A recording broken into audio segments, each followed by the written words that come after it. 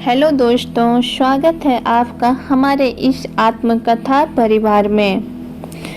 परमहंस योगानंद जी के द्वारा लिखित पुस्तक एक योगी की आत्मकथा में आज हम लोग अध्याय 11 करने जा रहे हैं। हमारा अध्याय 11 में है वृंदावन में दो मुद्रा विहीन बालक। यदि पिताजी तुम्हें अपनी संपत्ति से वंचित कर दे तभी तुम्हारे साथ सही होगा। मुकुंद, कितनी बेवकूफ़ी से तुम अपनी जिंदगी को फेंक रहे हो। अपने बड़े भाई के यह उपदेश मेरे कानों में गूंज रहे थे। जितेंद्र और मैं ट्रेन से अभी अभी धूल से सने हुए उतरकर अनंत दा के घर पहुंचे थे, जिनका हाल ही में कलकत्ता से आगरा स्थानांतरण हुआ था। मेरे भाई बंगाल नागपुर रेलवे में सुपरवाइजरिंग अकाउंटेंट थे। अनंत दा, आपको भली भांति पता है मैं परमपिता से अपना उत्तराधिकारी पाना चाहता हूँ। पहले पैसा, ईश्वर बाद में आ सकते हैं, किसको पता है। जीवन काफ़ी लंबा हो सकता है, ईश्वर पहले, धन उसका दास है, किसको पता जीवन बहुत छोटा भी हो सकता है। मेरा जवाब केवल उसके प्रश्न का प्रत्युत्तर था और पूर्वाभास से इसका कोई संबंध नहीं था। अभी तक भविष्य में अनंत के लिए क्या है यह स्पष्ट नहीं था। कुछ वर्षों बाद अनंत उस मार्ग पर था जहां बैंक नोटों का कोई अर्थ नहीं था। आश्रम से ज्ञान की प्राप्ति, ऐसा मेरा ख्याल है, लेकिन मैं देख रहा हूँ तुमने बनारस छोड़ दिया है।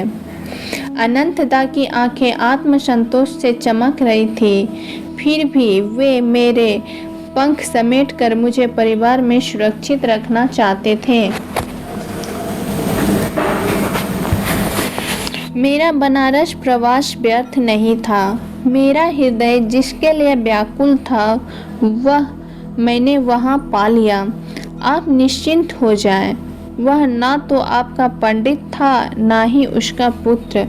उस प्रसंग को याद करके अनंत दा हंस पड़े। उन्हें स्वीकार करना पड़ा था कि बनारस के जिस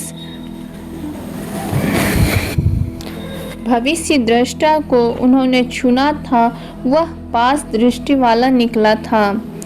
अब तुम्हारी क्या योजना है मेरे घुमंतु भाई? जितेंद्र ने मुझे आगरा आने के लिए जोर दिया है।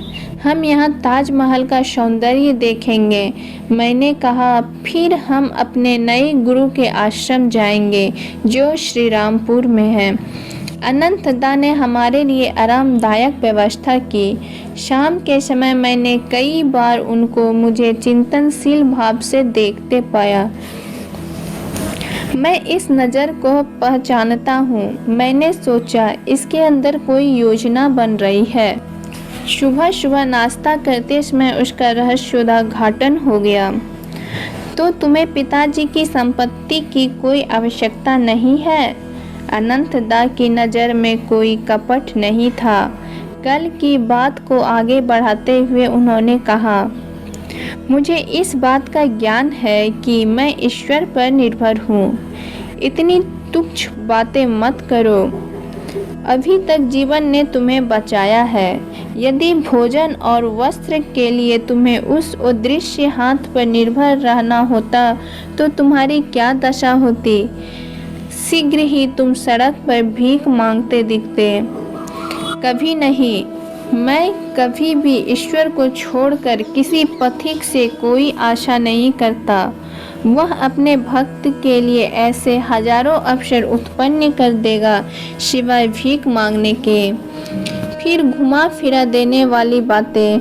मैं तुम्हें सलाह दूंगा कि तुम अपने इस तत्व ज्ञान के दर्शन को इस मूर्त जगत में आजमा कर देखो।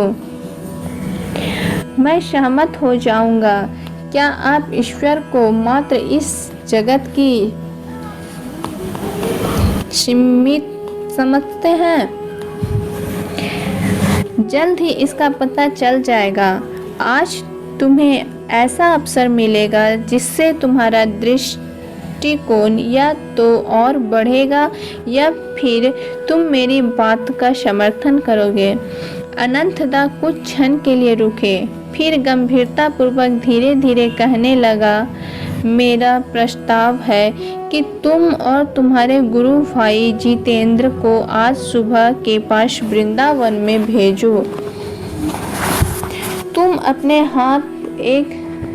अपने साथ 1 रुपया भी नहीं ले जाओगे। तुम भीख भी नहीं मांगोगे, चाहे वह खाना हो या पैसा। तुम किसी को अपनी स्थिति के बारे में नहीं बताओगे। तुम खाना खाए बगैर भी कहीं नहीं रहोगे और तुम्हें वृंदावन में ही फंसे नहीं रहना है। यदि तुम आज रात के 12 बजे तक बिना मेरी परीक्षा के नियम को तोड़े मेरे बंगले तक पहुंच जाओगे तो आगरा का मैं सबसे विस्मित व्यक्ति हो जाऊंगा। मैं आपकी चुनौती को स्वीकार करता हूँ। मेरे कहे गए शब्द या मेरे हृदय में किसी प्रकार का संशय नहीं था। ईश्वर की तुरंत कृपा की गई स्मृतियाँ मेरे सामने कौंध गई।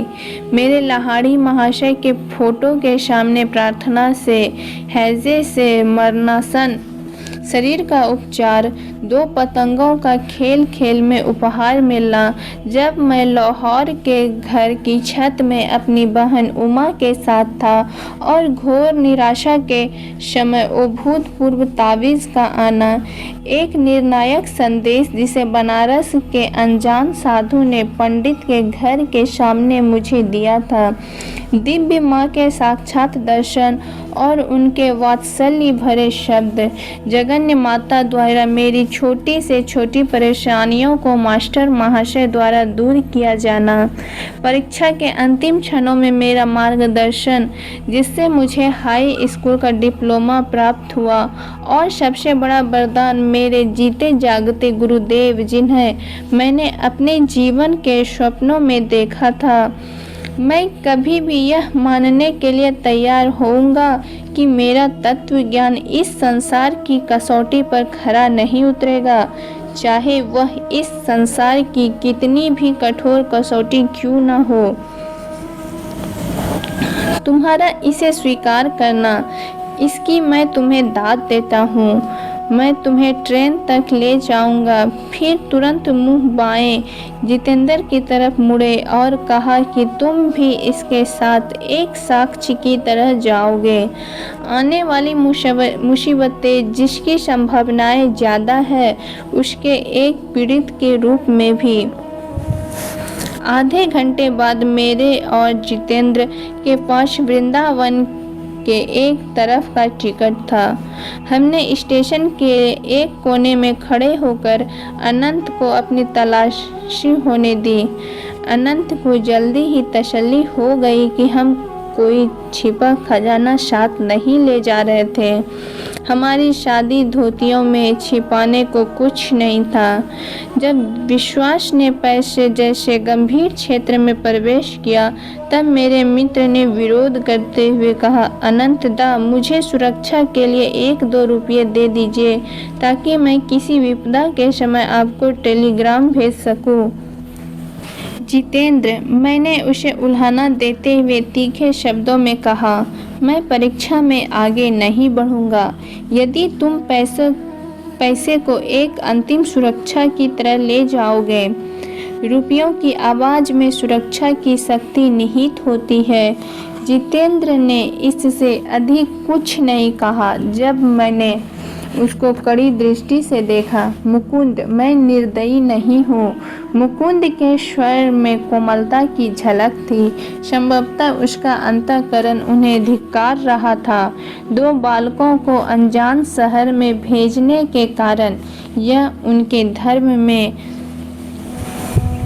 संशय के कारण, यदि किसी भी वजह से अथवा ईश्वर की कृपा से इस वृंदावन की परीक्षा में पास हो जाते हो, तो मैं तुम्हें स्वयं को अपना शिष्य बनाने का निवेदन करूंगा। इस असाधारण परिस्थितियों में दिए गए उनके वचन में विसंगति थी। भारतीय परिवार में बड़ा भाई शायद ही अपने से छोटे के आगे झुकता है। वह पिता के बाद आदर और आज्ञा देने का अधिकार रखता है, लेकिन मेरे पास कहने का समय नहीं था क्योंकि ट्रेन के छूटने का समय हो गया था। जितेंद्र उदास होकर शांत बैठा था। ट्रेन मीलों दूर जा चुकी थी। अंत में वह हिला और मेरी ओर झांकते हुए उसने मुझे चुटकी काटते हुए कहा, हमारे अगले भोजन व्यवस्था के लिए मुझे नहीं लगता ईश्वर कुछ करने वाले हैं। शांत रहो शक्की थॉमस, ईश्वर हमारे साथ काम कर रहे हैं। क्या तुम उन्हें जल्दी करने के लिए कहोगे? मैं खाने के बारे में सोचकर ही भूख से मरा जा रहा हूँ। मैं बनारस ताजमहल के मकबरे को देखने के लिए छोड़ा था, अपने मकबरे में जाने के लिए नहीं। खुश हो जाओ जितेंद्र, क्या हम पवित्र वृंदावन के आश्चर्य भरे दर्शन के लिए नहीं जा रहे हैं? मैं यह सोच खुशी में डूबा जा रहा हूँ कि हम भगवान श्री कृष्ण द्वारा प्रज्वलित भूमि पर चलने जा रहे हैं। हमारे डब्बे का दरवाज़ा खुला, 2 व्यक्तियों ने उसमें प्रवेश किया। हमारा अगला स्टेशन अंतिम स्टेशन होगा। बच्चों, क्या वृंदावन में तुम्हारा कोई मित्र है? मेरे सामने बैठा व्यक्ति हम में आश्चर्यजनक रुचि ले रहा था। इससे आपको क्या मतलब? मैंने बड़े रूखेपन से जवाब देते हुए अपना मुंह दूसरी तरफ फेर लिया। शायद तुम अपने परिवार को चित्तौड़ यानी भगवान कृष्ण के सम्मोहन में छोड़कर भाग रहे हो। मैं स्वयं भी भक्त के स्वभाव की प्रवृत्ति का हूँ और मैं यहाँ सकारात्मक कर्तव्य निभाऊंगा कि इस तपती गर्मी में आपको खाना और आश्रय मिले। नहीं महाशय, आप हमें अकेला छोड़ दें। आप बहुत दयालु हैं, लेकिन आपको बहुत गलत माफ़ी है कि हम घर से भागे हुए हैं। फिर आगे कोई बातचीत नहीं हुई। ट्रेन रुक गई। जैसे ही मैं और जितेंद्र प्लेटफॉर्म में उतरे, हमारे अनजान साथी ने अपना हाथ हमारे हाथ में डाला दिया और घोड़ा गाड़ी को रुकने का इशारा किया।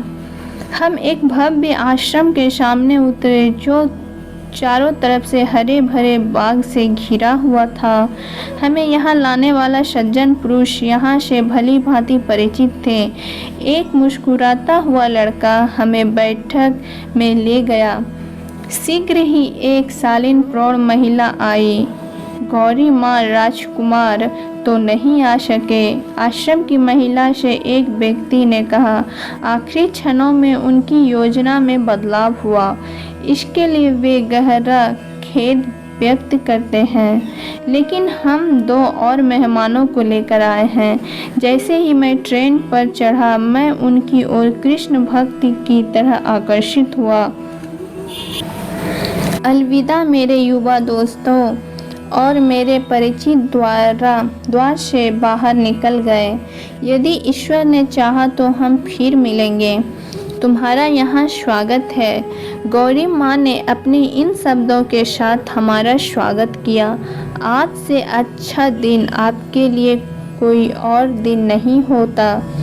मैं 2 राजकुमारों जो इस आश्रम के आश्रयदाता हैं, उनके आने का इंतज़ार कर रही थी। कितनी शर्म की बात होती अगर मेरे बनाए व्यंजनों की तारीफ करने वाला यहाँ कोई नहीं होता। इस तरह के मधुर शब्दों का जितेंद्र पर गहरा प्रभाव पड़ा। उसकी आंखों से अश्रुधाराएं बहने लगी। जिस भूखेपन की उम्मीद वह वृंदावन में कर रहा था, वह तो एक राजशाही सत्कार में बदल रही थी। इस तरह का अचानक बदलाव उनके लिए ज़्यादा ही हो गया था। मेरे मेजबान ने उत्सुकता से उसे देखा, लेकिन कुछ नहीं कहा। शायद वे किशोर प्रवृत्ति से परिचित थे। खाने की घोषणा हुई। गौरी माँ हमें खाने के प्रांगण में ले गई। बरामदा स्वादिष्ट व्यंजनों की खुशबू से तर था। वे बगल की रसोई में चली गई। मैं इस समय के बारे में पहले से ही सोच रहा था।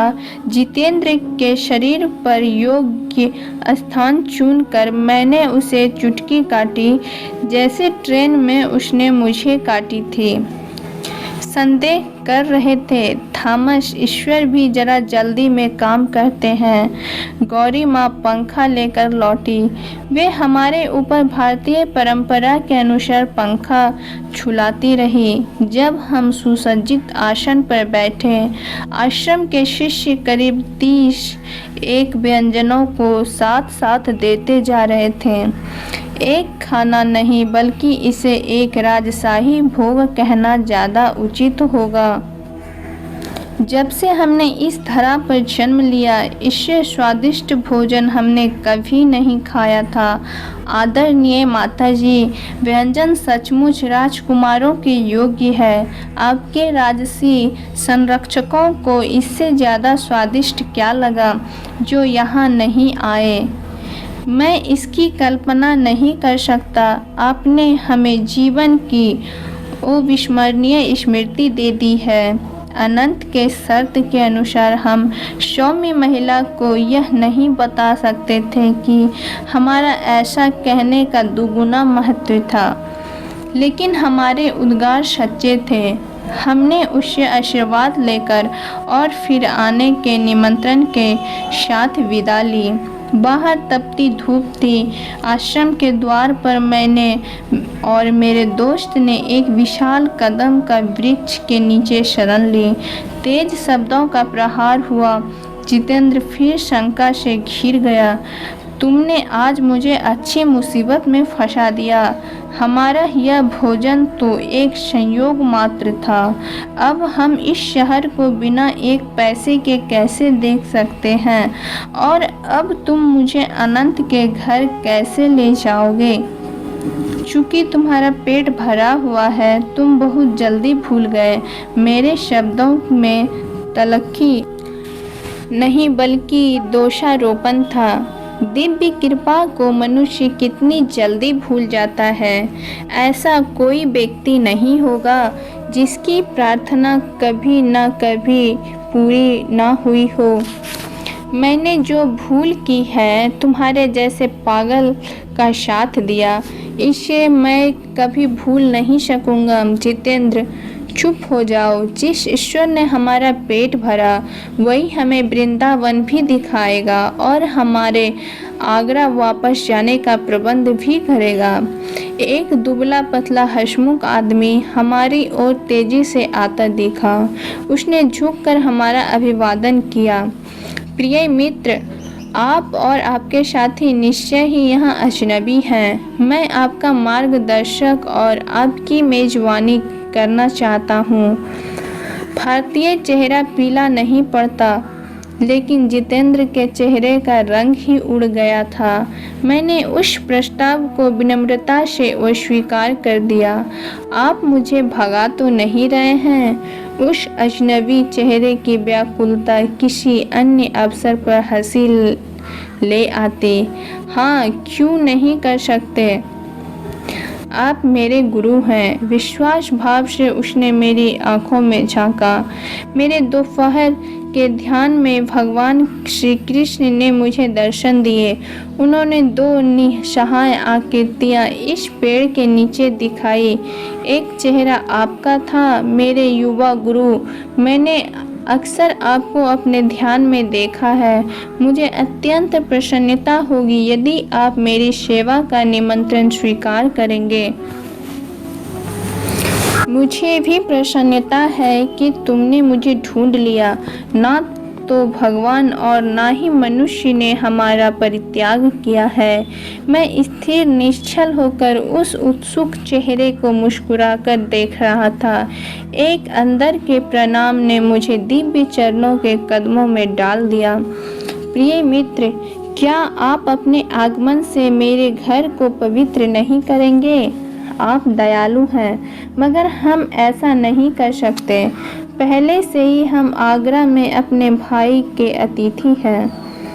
कम से कम मुझे आपके साथ वृंदावन घूमने की यादें तो देते जाइए। मैं सहज तैयार हो गया। उस युवा व्यक्ति ने अपना नाम प्रताप चटर्जी बताया। उसने एक घोड़ा गाड़ी मंगवाई। हमने मदन मोहन मंदिर और अन्य कृष्ण मंदिरों के दर्शन किए। रात हो चुकी थी जब हम मंदिरों के दर्शन कर रहे थे। क्षमा कीजिए, मैं थोड़ा संदेश लेकर आता हूँ। प्रताप स्टेशन के समीप एक दुकान पर गया। मैं और जितेंद्र चौड़ी सड़क पर टहलते रहे। कुछ मौसम सुहावना होने के कारण सड़क में भीड़ थी। हमारे मित्र ने आने में कुछ देर तो की, मगर जब आया तो मिठाइयों के ढेर सारे उपहार लेकर आया। कृपया मुझे धार्मिक पुण्य कमाने का मौका दीजिए, प्रताप ने अनुरोध करते हुए 1 रुपये के नोट को बंडल और आगरा के 2 टिकट मेरी तरफ बढ़ाए। मेरी उस अदृश्य हाथों के प्रति कृतज्ञता थी जिसे मैंने स्वीकार किया। अनंत ने जिसका मजाक उड़ाया था, क्या वह जरूरत से ज़्यादा नहीं मिल रहा था? हमने स्टेशन के एक खाली स्थान को ढूंढा। प्रताप, मैं तुमको लाहिड़ी महाशय का, जो वर्तमान समय में सबसे महान योगी हैं, उनकी योग क्रिया में प्रशिक्षित करूँगा। उनकी साधना की विधि ही तुम्हारी गुरु होगी। आधे घंटे में दीक्षा समाप्त हुई। यह क्रिया तुम्हारी चिंतामणि है, मैंने नए शिष्य को कहा। तकनीक जो सरल प्रतीत होती है, इसके अंदर मनुष्य के आध्यात्मिक विकास को तेजी से बढ़ाने की शक्ति है। हिंदू शास्त्र के अनुसार जन्म लेने वाली आत्मा को माया से मुक्त होने में 10 लाख वर्ष लगते हैं। क्रिया योग द्वारा प्रकृति की तय सीमा छोटी हो जाती है। जैसे कि जगदीश चंद्र बोस ने दिखाया कि पौधों के विकास को उनकी सामान्य विकास गति से कहीं अधिक तेजी से किया जा सकता है, उसी प्रकार मनुष्य के मनोवैज्ञानिक विकास को भी वैज्ञानिक तरीकों से बढ़ाया जा सकता है। अपनी साधना निष्ठापूर्वक करो, तब तुम्हें गुरुजनों से के गुरु मिल जाएंगे। इस यौगिक कुंजी को, जिसे मैं बहुत समय से ढूंढ रहा था, उसे पाकर जैसे मैं दूसरे लोक में पहुंच गया हूँ। प्रताप ने गंभीर होकर विचार करते हुए कहा, इसके प्रभाव से मैं अपनी संवेदनशील इंद्रियों के बंधन से मुक्त होकर ऊंची अनुभूतियों का अनुभव करूंगा। भगवान श्री कृष्ण का मेरे अंतर्मन में दर्शन का अर्थ है मेरा परम मंगल। हम थोड़ी देर के लिए शांत बैठे रहे, फिर धीरे धीरे स्टेशन की ओर बढ़े। मेरे अंदर आनंद प्रफुल्लित हो रहा था।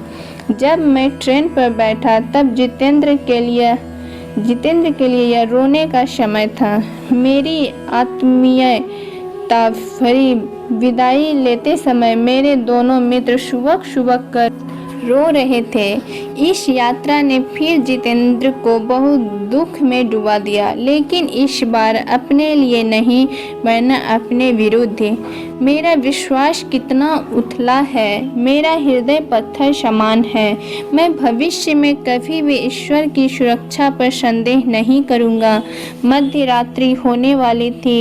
2 फक्कड़ बालकों ने बिना किसी वित्तीय सहायता के जब अनंत के घर में प्रवेश किया, तब जैसे बातों में उन्होंने कहा था, उसका विस्मयचकित चेहरा देखने योग्य था। मैंने चुपके से मेज के ऊपर एक एक के नोटों की वर्षा कर दी।